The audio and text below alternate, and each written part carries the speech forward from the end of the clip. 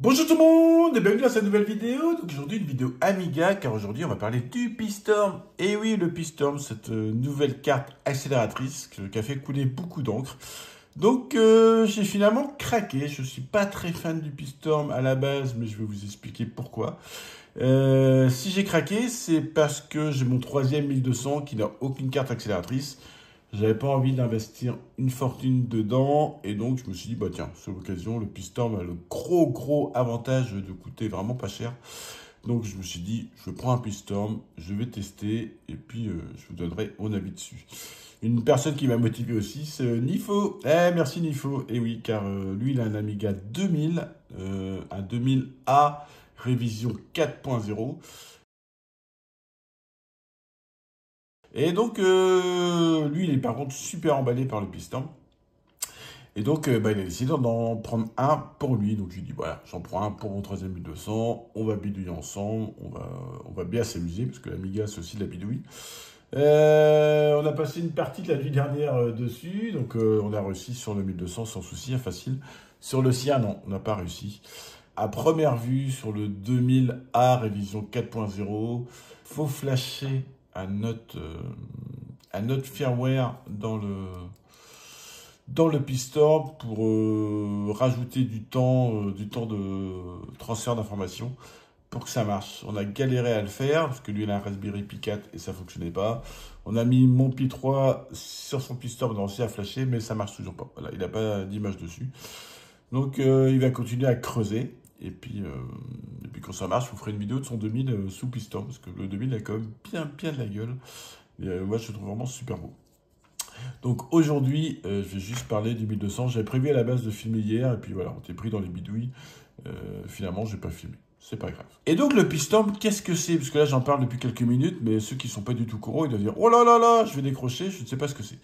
Le P-Storm, c'est une carte accélératrice faite en deux parties, si vous voulez. Il y a une partie ici qui permet de connecter, hop, sur la machine. Donc le 1200, ça se plug comme ça, clic, dans le 1200.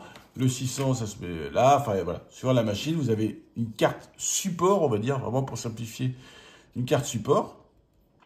Et dessus, vous branchez un Raspberry Pi. Donc là, c'est un Raspberry Pi 3A, parce que c'est celui qui est le plus conseillé, donc au niveau de sa forme et tout ça. Le 3 est le plus conseillé. Voilà, vraiment nickel. Vous pouvez mettre un 3B si vous n'avez pas un 3A. Vous pouvez même mettre un Raspberry Pi 4 si vous voulez plus de puissance.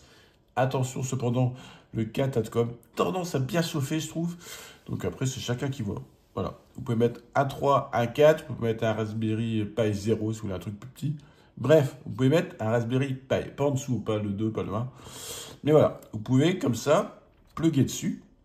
Et donc, ça va utiliser le ARM du Raspberry Pi pour émuler, je tiens à le préciser direct, ce n'est que de l'émulation. C'est de l'émulation logicielle d'un 68040, parce que j'entends un peu tout n'importe quoi, je trouve. Donc voilà, c'est de l'émulation logicielle d'un 68040. Ok, c'est passé en barre métal. Donc, pour ceux qui ne connaissent pas, avant, il y avait un kernel Linux qui se lançait avec une distribution Linux et qui allait chercher l'émulation du 68040. Voilà. Donc ça mettait plus de temps à démarrer, c'était un peu plus gourmand en ressources parce que derrière il y avait la sous-couche Linux. Donc ça a été recodé en barre métal, ce qui fait que ça lance directement le programme avec une couche de moins, mais ça reste de l'émulation logicielle. Je le précise. Ce n'est pas un vrai CPU, ce n'est pas non plus un FPGA qui va reproduire de manière plus réelle un CPU Amiga. Donc voilà, c'est un 68040 émulé. Et je le précise pareil, ce n'est qu'un, entre guillemets, 68040. Ce n'est pas un 68060. Je le précise parce que j'ai vu des gens dire, si, c'est 68060. Non, c'est seulement un 68040. Les instructions pures 68060 ne tourneront pas dessus. Voilà.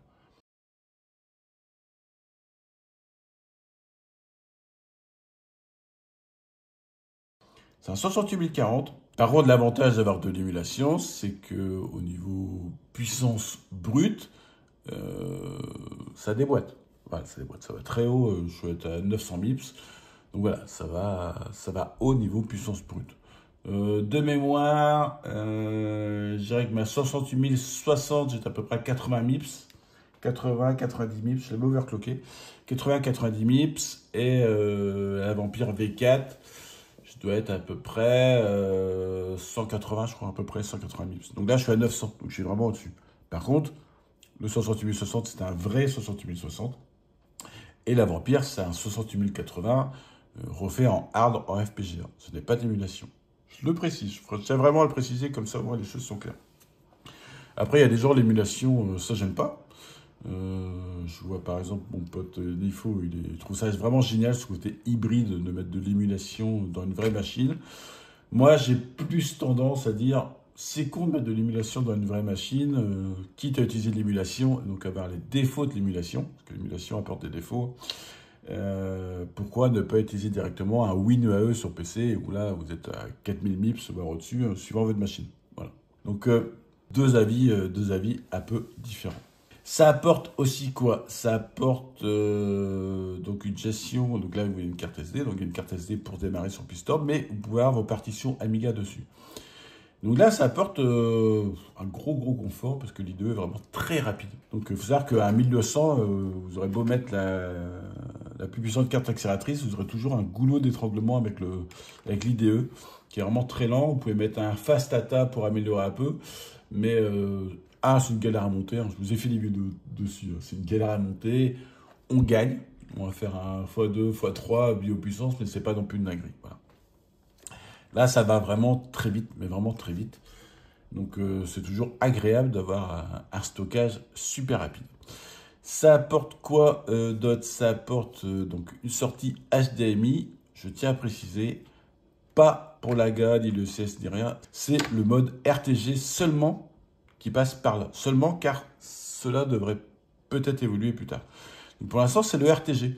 Donc le RTG, c'est comme si vous avez une carte graphique dans votre Amiga 1200, vous pouvez avoir l'afficher en haute résolution, profiter comme ça des programmes qui utilisent la haute résolution. Après, certains programmes faits pour le RTG ont besoin d'un vrai 68060, donc des fois ça va bloquer, voilà. Mais en règle générale, c'est beaucoup tournent quand même en 68040. Donc voilà, par contre, si je le dis seulement, c'est parce qu'il y a un projet qui est prévu, alors je sais pas, c'est juste prévu, je vous en parle pour l'instant. Est-ce que ça va marcher? Est-ce que ça va sortir? Est-ce que ça sera bien ou pas? Il y a un truc qui est prévu d'une nouvelle carte qui se brancherait dans l'Amiga, qui récupérerait le signal donc AGA ou ECS suivant votre machine, et qui passerait par le port caméra, je ne sais pas ce qu'elle est deux, bref, qui passerait par le port caméra du Raspberry Pi pour afficher les deux. Et donc il y aura un moyen de basculer d'une à l'autre. Là, ça serait vraiment génial. Ça serait vraiment génial. Une seule sortie pour avoir le RTG et le mode classique, on va dire. Ça, franchement, ça serait vraiment une grosse tuerie. C'est ce que je reproche un peu aux Vampires, par exemple V2, c'est qu'on est tout le temps obligé de switcher entre la sortie de l'Amiga et la sortie RTG de la Vampire. Je trouve ça chiant, mais vraiment chiant de tout le temps switcher. J'ai un switch comme ça, donc il faut tout le temps, voilà, suivant ce qu'on fait. Donc par exemple, si on code en RTG et qu'on compile, bah faut switcher la sortie, il faut truc. Ouais, je trouve ça vraiment chiant. Et c'est pour ça que j'aime la V4, c'est que le switch est automatique, j'ai pas besoin de ça. J'ai directement le RTG et le classique sur la même sortie. Donc voilà le tour de la carte. Je vais la monter. Alors à la base, je n'ai pas prévu de le monter dans ce 1200. Je peux le monter dans l'autre, dans un des autres 1200 que j'ai. Si je le monte là, c'est parce que là, j'ai un lecteur de disquette qui fonctionne et j'ai prévu d'installer, hop, à la main, AmigaOS 3.2, hop. Après, je passerai par le réseau ou par le PCMCIA pour faire les updates et tout ça. Mais voilà, je vais décider d'installer AmigaOS 3.2 sur la carte. Hier, j'ai testé juste, j'ai fait une petite install rapide. Là, je vais faire une install vraiment plus propre. Donc, on va déjà ouvrir le 1200. Il est déjà ouvert, hein, je me souviens. Hop, depuis hier. Hop. Dans ce 1200, il y a quoi? Oh, il y a différentes choses. Donc, j'ai déjà le kick en version 3.2.1. Et ça, pareil, vous pouvez mapper un kick dessus. Donc, vous prenez le kickstart que vous voulez, vous le renommez, vous mettez à la racine de votre carte SD. Vous allez pouvoir, comme ça, changer de kick sans devoir changer de kick. Donc ça, franchement, c'est bien. Franchement, moi, je trouve ça assez bien foutu. Et je ne vais pas préciser, hein, le gros avantage, c'est son prix. Hein. Son prix, là, la carte plus le Raspberry Pi, en gros, 120 balles, quoi. 120, 130 balles. Donc, c'est imbattable. Niveau prix, c'est vraiment imbattable, surtout pour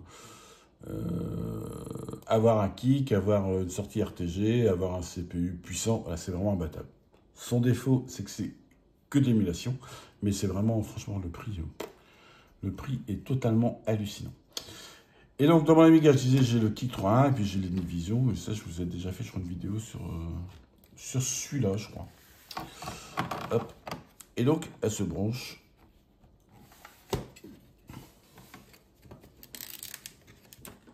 Tac.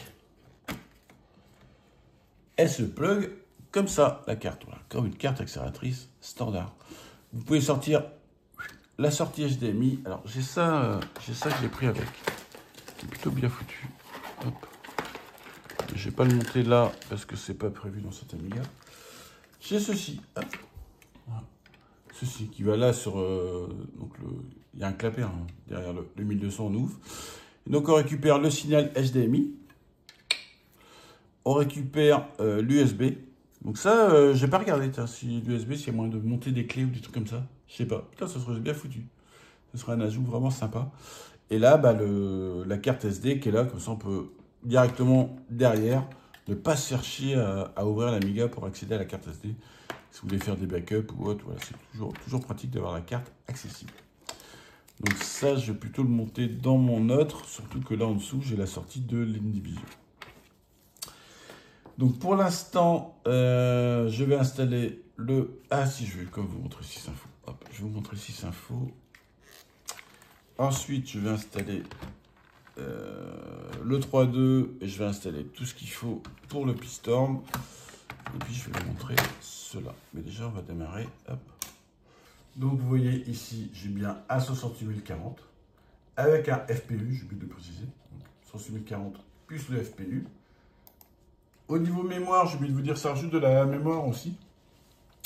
Donc, 236 MO rajouté là, 112 rajouté là, et on gagne bien sûr 2 mégas de chip, puisqu'on ne peut pas compter la chip sur un Amiga.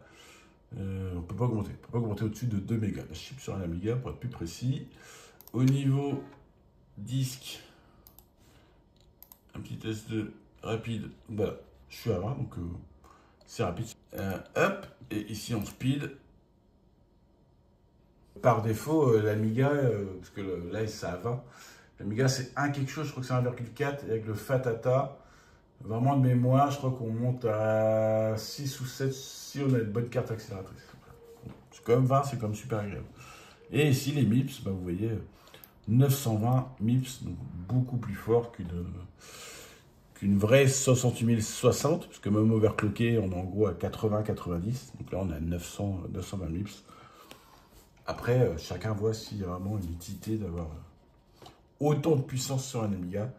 Donc ça, c'est chacun qui voit. C'est vraiment chacun qui voit suivant le tarif qu'il est prêt à mettre dans une carte accélératrice.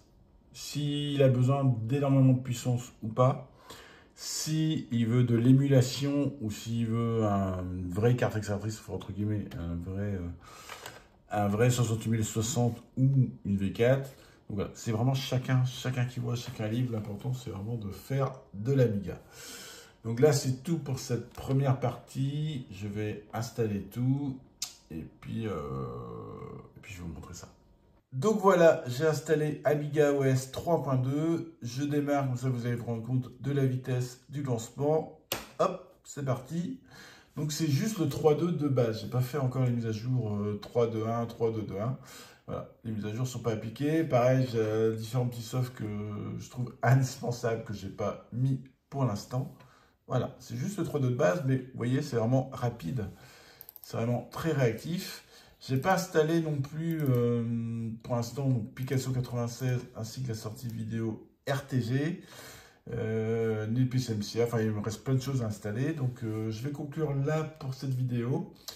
On voit ici, par contre, j'ai 361 mégas mémoire. Et dans 6 infos, on se rend compte que voilà, je suis toujours en 68040. Toujours bien rapide. Donc, je vais finir là cette vidéo. Je vais prendre le temps de vraiment tester. Je vais installer différents softs. Voilà. Je vais prendre le temps de tester. Je vous ferai une deuxième vidéo sur le Pistorm pour vous donner mon avis. Qu'est-ce que j'en pense? Pour l'instant, à chaud, ce que je reproche, entre guillemets, c'est que c'est de l'émulation, comme je vous l'ai expliqué, et non un vrai CPU ou du FPGA, et c'est seulement un 60040. C'est vrai que c'est déjà bien et que ça va déjà vite, mais voilà, c'est un peu ce que je lui reproche. Ce que je trouve vraiment très intéressant, c'est son prix. Son prix, franchement, c'est impossible de faire quelque chose de moins cher. Je pense pas, franchement, c'est impossible de faire quelque chose de moins cher. Voilà, ça vaut, je vous ai dit, en gros 130 balles la config. Si vous voulez une V4 dans votre Amiga, c'est plus ouais, 600 balles, je crois, 600-700 balles. Donc voilà, on n'est pas du tout dans la même gamme de prix. Et pour le prix, c'est comme dingue. Franchement, c'est comme bien foutu.